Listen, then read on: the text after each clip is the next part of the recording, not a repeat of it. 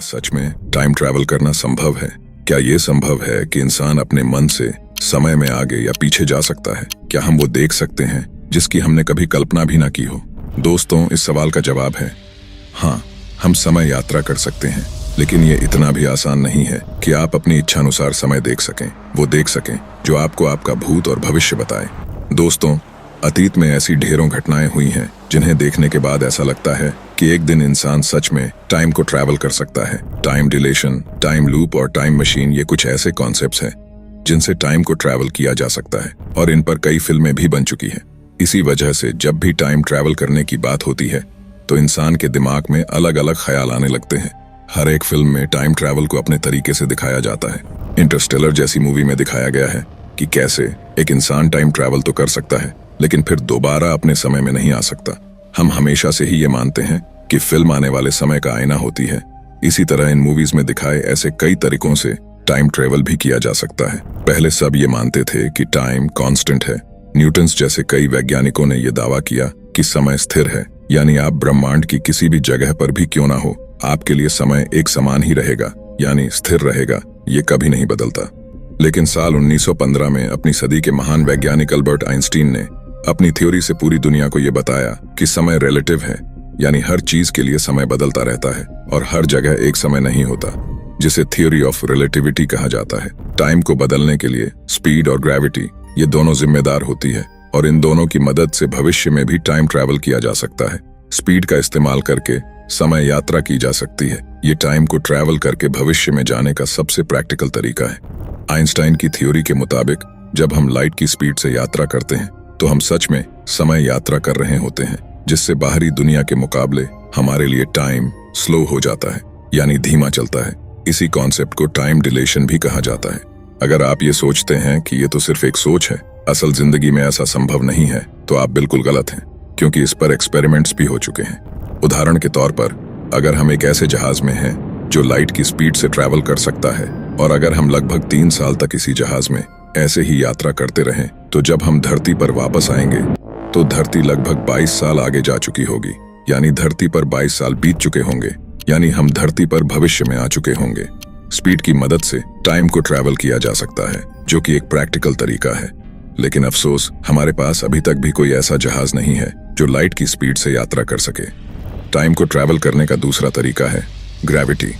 Einstein की theory ने पूरी दुनिया को बताया कि जहां भी ग्रेविटी ज्यादा होगी, यानी ग्रेविटेशनल फोर्स ज्यादा होगा, वहां भी समय धीमा चलेगा। उदाहरण के तौर पर, अगर आप पृथ्वी के केंद्र की तरफ जाते हो तो आप पर बाकी लोगों के मुकाबले ग्रेविटी ज्यादा लगेगी और आपके लिए समय धीमा हो जाएगा। यह समय इतना ज्यादा कम होता है कि इसे ना के बराबर माना जाता है, क्योंकि इसे काउंट नहीं किया जा सकता। लेकिन यह भी सच है कि ग्रेविटी से समय में यात्रा की जा सकती है। आइंस्टीन की थ्योरी ऑफ रिलेटिविटी के मुताबिक जिस भी प्लैनेट की ग्रेविटी जितनी ज्यादा होगी, वहां समय उतना ही धीरे चलेगा, क्योंकि ग्रेविटी स्पेस टाइम को धीमा कर देती है। ब्लैक होल भी उन्हीं में से एक है जो समय को प्रभावित करता है, क्योंकि ब्लैक होल के पास पूरे ब्रह्मांड में सबसे ज्यादा ग्रेविटी होती है, जहां समय सबसे ज्यादा धीरे चलता है। क्योंकि ब्लैक होल पूरे ब्रह्मांड में सबसे भारी चीज है, जो इतना शक्तिशाली होता है कि वो अपनी ग्रेविटी की मदद से लाइट को भी अपने अंदर खींच लेता है। इसी वजह से ब्लैक होल एक ऐसी ऑब्जेक्ट है जहां समय सबसे ज्यादा धीरे चलता है। वैसे टाइम ट्रैवल करने का एक और तरीका भी इस ब्रह्मांड में हर जगह मौजूद है, जिसे हम वार्म होल्स कहते हैं।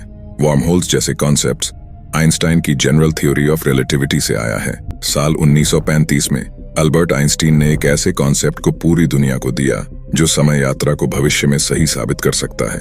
उन्होंने बताया कि इस पूरे ब्रह्मांड में कुछ ऐसे ब्रिज है, यानी पुल एग्जिस्ट करते हैं, जो अलग अलग स्पेस टाइम को एक दूसरे से कनेक्ट करते हैं।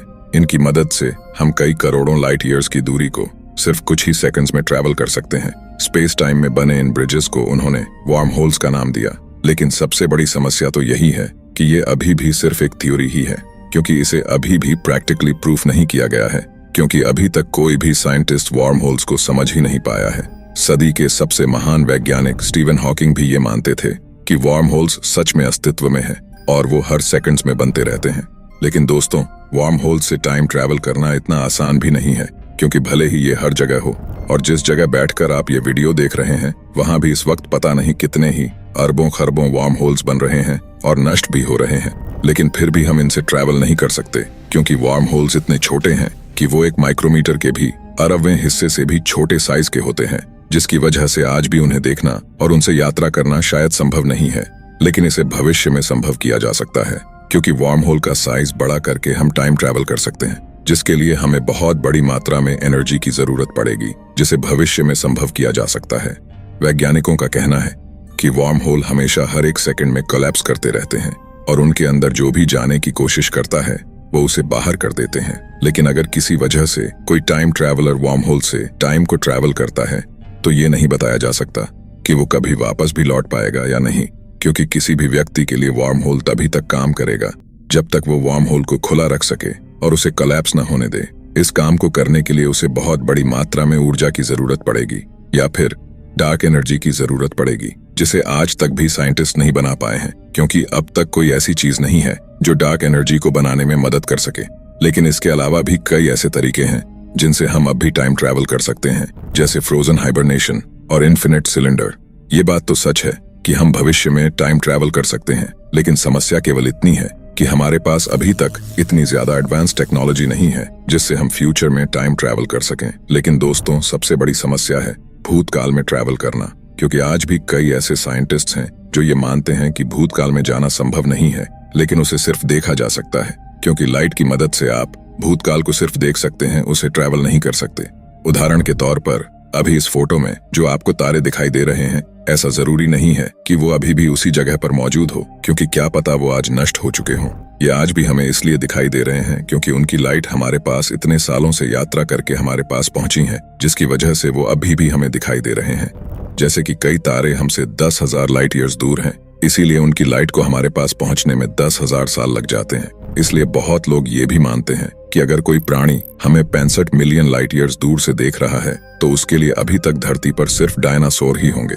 वैसे प्राचीन हिंदू ग्रंथों में कहा गया है कि जो भी हम देखते हैं वो समय और प्रकाश का एक इल्यूशन यानी भ्रम होता है। इतना ही नहीं, पौराणिक हिंदू ग्रंथों में टाइम ट्रैवल से जुड़ी कई कहानियां बताई गई हैं। उन्हीं में से एक है काकभुशुंडी की कहानी, जो कभी भी कहीं भी टाइम ट्रैवल कर सकते थे।